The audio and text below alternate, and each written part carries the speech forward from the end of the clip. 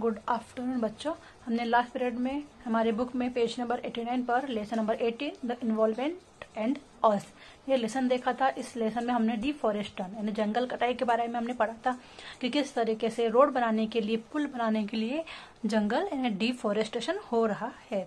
और पॉपुलेशन हमने देखी थी कि 600 करोड़ पॉपुलेशन है और इन पॉपुलेशन को पूरा करने के लिए, उनकी जरूरतें पूरी करने के लिए किस तरीके से डिफॉरेस्टेशन हो रहा है, लोगों को रहने के लिए टेक्नोलॉजी जो डेवलप हो रही है उसकी वजह से किस तरीके से डिफॉरेस्टेशन हो रहा है, यह हमने इसमें देखा था। जिसमें हमने रोड किस तरीके से बनाए जाते हैं, रेलवे, ये सब हमने देखा था। इसके बाद में हमने पॉल्यूशन पढ़ा था। पॉल्यूशन, एयर पॉल्यूशन किस तरीके से हो रहा है, वाटर पॉल्यूशन किस तरीके से हो रहा है, वेस्ट वाटर जो है फैक्ट्री में से निकलने वाला जो गंदा पानी है वो किस तरीके से वाटर में मिल रहा है। ठीक है, ये हमने देखा था। इसके बाद में fuel, poisonous gas spouting out chimneys of factory में से जो धुआं निकलता है, कारखानों की चिमनी में से जो धुआं निकलता है उसमें से किस तरीके से विषैले गैस पूरी यहाँ पर फैलती है और एयर पोल्यूशन होता है, जो हमने लास्ट पीरियड में देखा था। अब आज हम यहाँ पर देखेंगे can you tell, page number 91 में। बताओ तो में हमें क्या दिया है कि you see a food chain. अब हम इसमें फूड चेन के बारे में देखेंगे कि हमको ऊपर में फूड चेन दिखाई दे रही है। You see a food chain in the picture. अब one of the links is missing, यहाँ पे कोई लिंक है वो मिसिंग है। What effect will it have on the grasshopper, उसका ग्रासहोफर पर क्या असर पड़ेगा। अगर यहाँ की जो एक इस चेन में से एक लिंक मिसिंग है तो इस मिसिंग लिंक का इस ग्रासहोफर पर क्या असर पड़ेगा। ऑन द बर्ड, और बर्ड पर भी क्या असर पड़ेगा।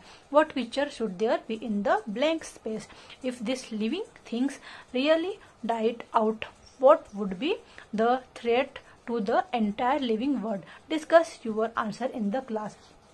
आपको ये जो ऊपर लिंक दिख रही है इसमें से आप सोच सकते हो इसमें क्या हो सकता है। आप सबको पता है कि जो सनलाइट है, सनलाइट के लिए हम लोग इसके पहले भी पढ़ चुके हैं कि सनलाइट, ये जो यहाँ पे हमको क्वेश्चन मार्क दिख रहा है, जो लिंक दिख रही है ये मिसिंग है इस चेन में से, फूड चेन में से। तो हम सबको पता ही है कि जो सन है, सन की वजह से यानी यहाँ पर क्या आना चाहिए, आप सबको पता ही होगा इसमें क्या आना चाहिए। ऑब्वियसली प्लांट्स, क्योंकि हम सबको पता है कि जो प्लांट्स है, प्लांट्स सन की जो रेस होती है जिसको हम सूर्य किरणें कहते हैं उसके द्वारा अपना फूड तैयार करती है ना। और प्लांट्स को ग्रासोफर्स खाते हैं, ग्रासोफर्स को बर्ड्स खाते हैं, बर्ड्स को उससे भी बड़े एनिमल्स खाते हैं। इस तरीके से जो फूड चेन है ये कंटिन्यू चलते रहती है। तो अब ऑब्वियसली यहाँ पर क्या आना चाहिए, प्लांट्स आना चाहिए। ओके, प्लांट्स है यहाँ पर। अब हम इसमें और भी देखेंगे कि फूड चेन जो है उसका इफेक्ट किस तरीके से हमारे इन्वॉल्वमेंट पर पड़ता है। The need to maintain environmental balance, यानी पर्यावरण इन्वॉल्वमेंट को बैलेंस में रहने के लिए, संतुलित बनाए रखने की हमें नीड क्यों है, आवश्यकता क्यों है, इसको अंडरलाइन करोगे। Due to human intervention in nature, large scale change are taking place in the air, water and land। यानी प्रकृति में, नेचर ने मानव को अतिक्रमण के कारण, मानव ने जो अतिक्रमण किया उसके कारण जो हमारा एयर है, वाटर है और लैंड है, यानी हवा में, पानी और जमीन जैसे सभी घटकों में भारी चेंजेस हो रहे हैं मानव के इंटरवेंशन, अतिक्रमण की वजह से।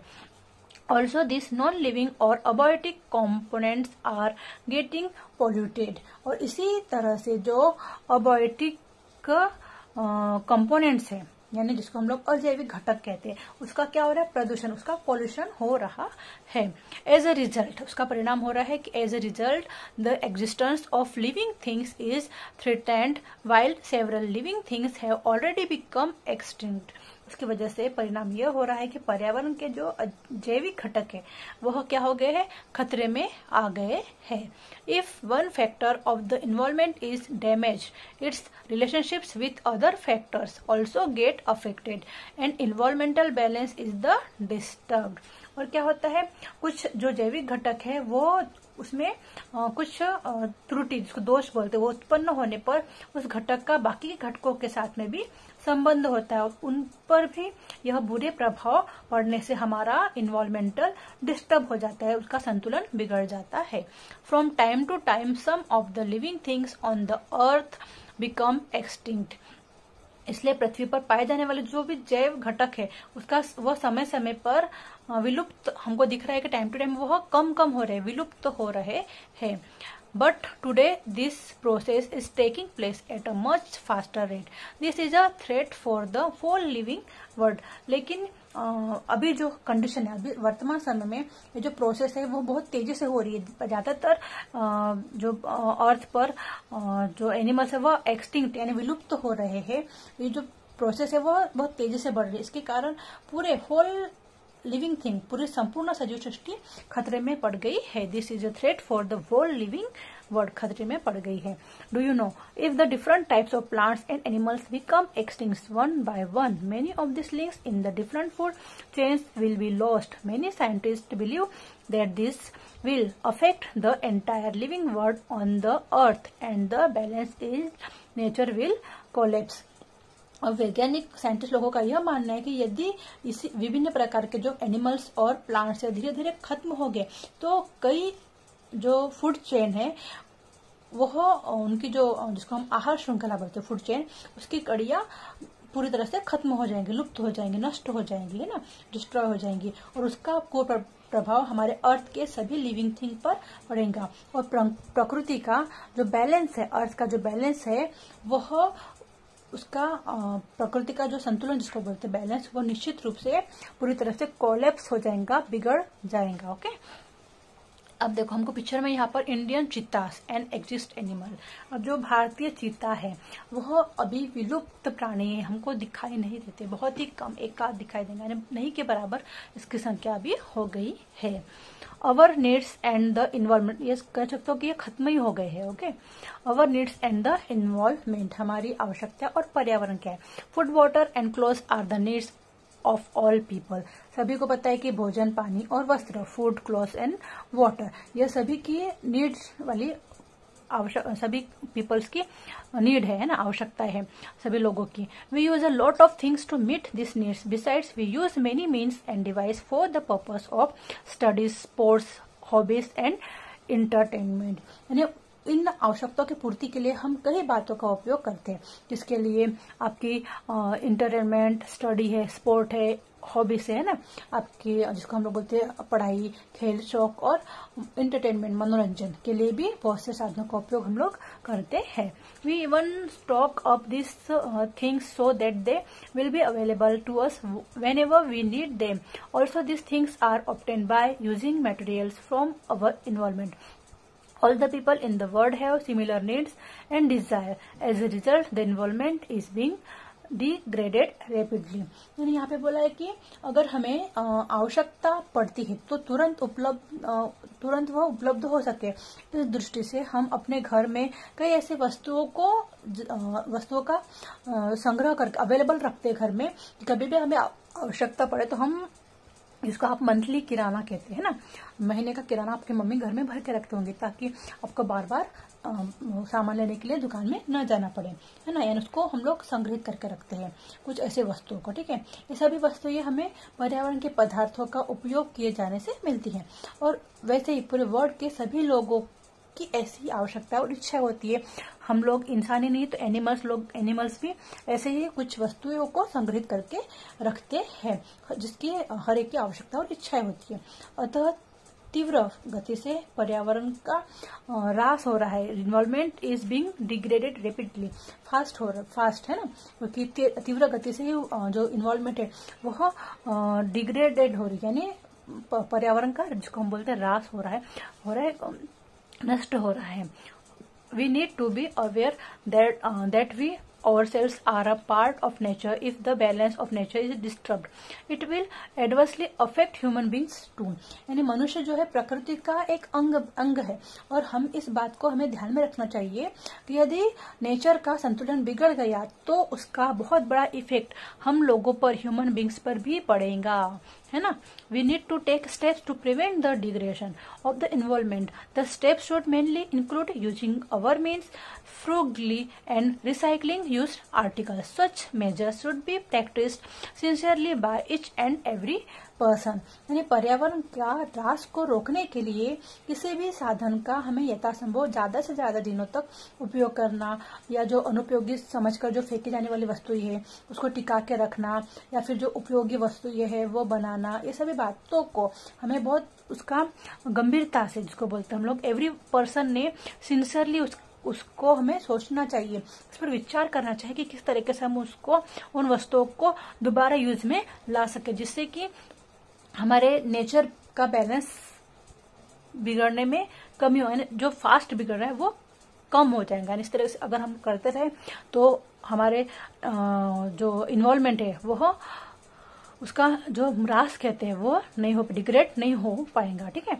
हम उसको बचा कर रख सकते हैं, सुरक्षित रख सकते हैं हमारे आने वाली पीढ़ी के लिए या हमारे लिए भविष्य के लिए। नेचर अगर सुरक्षित है तो हम सुरक्षित है, वरना हम भी नहीं है। ओके, लेट्स अस रिजॉल्व, यानी अब कुछ बातें हैं जो निश्चय है तो वो कि कुछ भी करें हम, वो कभी भी चेंज नहीं हो सकती है, जिसको हम देखेंगे क्या बोला इसमें कि let us all ensure that no action on our part will cause pollution or cause harm of living things, यानी हमारे दैनिक जीवन में किसी भी क्रियाकलाप द्वारा प्रदूषण न हो, सजीव सृष्टि को कोई क्षति न पहुंचे, है ना। यानी हमको इस तरीके से करना चाहिए कि जिसकी वजह से हमारे नेचर पर इफेक्ट ना पड़े। ठीक है, इसलिए यहाँ पे बोला है कि let us all ensure that no action no our part will cause pollution or cause harm of living things, let us make all possible effort for the conversion of the living world, यानी हमारे दैनिक जीवन के जो भी action है, क्रियाकलाप है, उसके द्वारा हमारे मतलब हमारे सजीव सृष्टि पर, हमारे जिसको हम बोलते हैं कि लिविंग वर्ल्ड पर कुछ भी पॉल्यूशन ना हो, सजीव सृष्टि को कोई भी हानि ना पहुंचे, इसके लिए हम जो लिविंग थिंग है उन्होंने possible effort for the conversation of the living world, यानी सजीव सृष्टि के संवर्धन के लिए जितना संभव हो उतना हमें प्रयास करना चाहिए कि हमारी वजह से हम अपनी पृथ्वी पर कोई भी इफेक्ट, हमारी वजह से उसको हानि ना पहुंचे। इस तरीके से हम लोग इतना तो कर सकते हैं, और हर एक व्यक्ति ने अगर ये सोचा तो वाकई में हर कोई हमसे अगर हम शुरुआत करते हैं तो अगर सभी ने यही सोचा तो हमारी पृथ्वी पोल्यूटेड नहीं हो पाएंगी या कम होंगी, उसके कुछ और भी ऑप्शन हम ढूंढ सकते हैं। ओके, अब पेज नंबर 92 पे यहाँ पे दिया है speak your mind and discuss how much stock of the necessary things should we keep with us, यानी यहाँ पे बोला है हमको फर्स्ट इसमें कि हमारे पास जो आवश्यकता है उसकी वस्तुओं का कितना भंडार होना चाहिए, ज्यादा से ज्यादा जितना हमें जरूरत है उतना ही होना चाहिए, है ना, खराब ना हो या फेंकने में न जाए, इस तरीके से, ताकि हम भी यूज करें और हमारे अलावा और भी बाकी यूज कर सके, है ना। Discuss with respect to each of the following water food clothes, यानी जो वाटर, पानी, भोजन और कपड़े, क्लॉथ्स है, इन प्रत्येक साधन के संदर्भ में ऐसी हमें चर्चा करनी, डिस्कस करना चाहिए कि हम किस तरीके से इन चीजों का यूज करें। ओके, अब बोला next global effort for protection of the environment, several projects are being implemented at the international level to maintain the balance in nature. It is important to raise the awareness of people all over the world about the threat to environmental balance. Many countries of the world are enacting laws that will help to prevent the pollution of air, water and soil. यानी प्रकृति का संतुलन बनाए रखने के लिए हमें international level को, यानी अंतर्राष्ट्रीय स्तर पर अनेक ऐसे प्रोजेक्ट्स हैं जो हो रहे हैं, है ना, यानी परियोजना जो बोलते हैं वो चलाई जा रही है, और विश्व में वर्ल्ड के सभी लोगों ने इन खतरों संबंधी जागरण लाना बहुत ही महत्वपूर्ण होगा, अवेयरनेस दिखाना बहुत ही महत्वपूर्ण है, हमें नहीं पूरे इंटरनेशनल लेवल तक, यानी पूरे अंतर्राष्ट्रीय लोगों सभी को अंतर्राष्ट्रीय स्तर तक ये परियोजनाएं चलाई जानी चाहिए। इसी प्रकार से वाटर, एयर एंड लैंड प्रदूषित न हो पाए, इस उद्देश्य से भी विश्व के सभी देश ने कानून बना रखे हैं कि पोल्यूटेड न हो, पोल्यूशन न हो एयर में, वाटर में, सॉइल में, इस तरीके से कम पोल्यूशन हो या पोल्यूशन ना हो, इस तरीके से अभी सभी कंट्रीज, मेनी कंट्रीज ने पूरे वर्ल्ड में इनेक्टिव लॉस निकाल के रखे हैं ताकि हमारे पर्यावरण का ह्रास न हो पाए।